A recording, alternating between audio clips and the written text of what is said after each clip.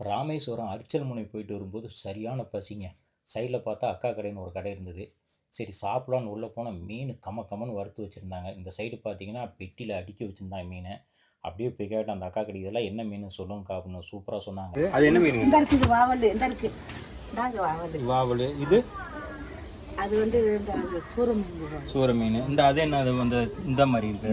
இது பசந்தி. பசந்து அதே சூர மீன். சூர மீன் அஞ்சரத்தோடு செஞ்சோம். ஓ சரி சரி சரி சரி. இது நண்டு.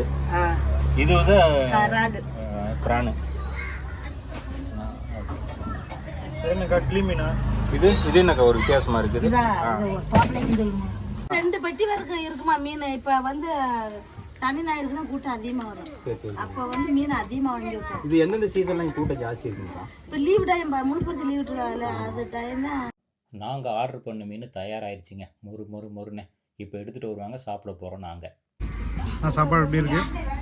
சூப்பராக இருக்குங்க. அதாவது மீன் பாருங்கள் ஜம்முன் இருக்குது.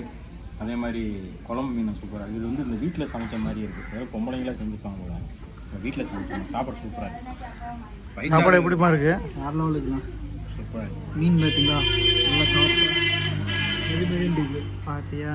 உனக்கு மட்டும் இப்படி கிடச்சி சாப்பிட்டாச்சு. செம்ம டேஸ்ட்டுங்க.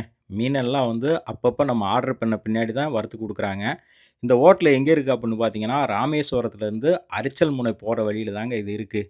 செம்மையாக வந்து சமைச்சு கொடுக்குறாங்க. வீட்டு முறைப்படியே இருக்குது. நல்லா சுத்தமாகவும் இருக்குங்க இடம்.